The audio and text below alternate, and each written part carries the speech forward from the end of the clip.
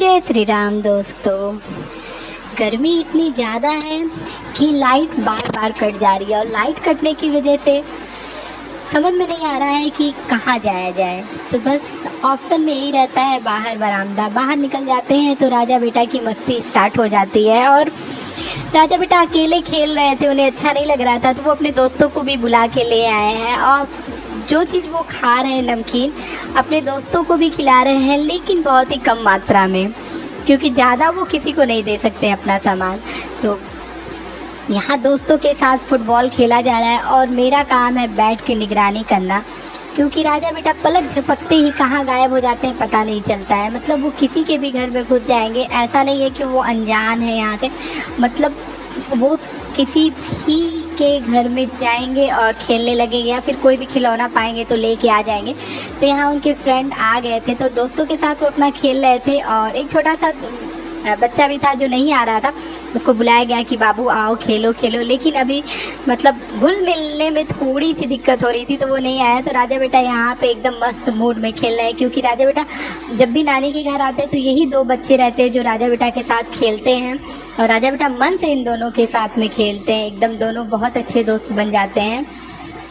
तो यहाँ राजा बेटा की मस्ती स्टार्ट थी। फिर मैंने कहा कि चलो बाल कटा के लाते हैं। जब मैं बाहर निकली तो राजा बेटा कह रहे हैं कि मम्मा हम लोग गणेश मंदिर जाएंगे। तो मैंने कहा कि चलो गणेश मंदिर ही आते हैं, आज बुधवार है। बात हो रही थी घर पे गणेश मंदिर जाने की, लेकिन वो नहीं गए थे। तो हम लोग निकल चुके हैं गणेश मंदिर की तरफ, और मंदिर पहुँचते ही इतनी ज़्यादा भीड़ दिख रही थी।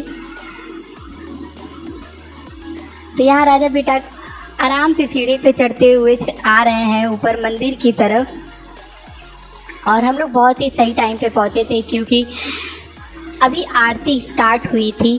और मैं तो बहुत खुश थी कि आरती के टाइम पे पहुँच गई हूँ, लेकिन राजा बेटा को कहाँ बर्दाश्त है। वो पैसा लेके और इधर उधर चढ़ाना शुरू कर दिए थे मेरे हाथ से।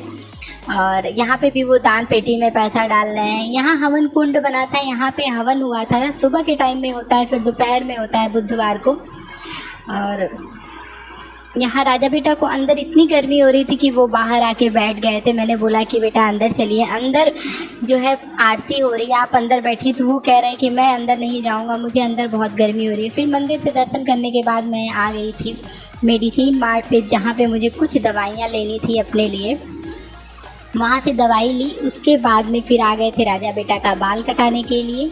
और यहाँ पे राजा बेटा बैठ गए हैं बाल कटवाने के लिए। बाल कटाने वाला नाव बोल रहा था कि मैं इसका बाल नहीं काटूंगा, ये बहुत ज़्यादा रोता है, लेकिन इस बार राजा बेटा बिल्कुल नहीं रोए और वो बहुत ही खुश होकर बाल कटवा रहे थे। तो काटने वाले को भी काफ़ी अच्छा लगा, वो तो एकदम खुश हो गया था कि अरे ये तो रो नहीं रहा है, नहीं तो जब भी आता है तो रोता है। और यहाँ राजा बेटा बाल कटवा लिए हैं, और बाल कटवाने के बाद नहाने के बाद ये है राजा बेटा का फाइनल लुक, जो कि बहुत ही अच्छा लग रहा है और स्मार्ट लग रहे हैं राजा बेटा। Touch wood.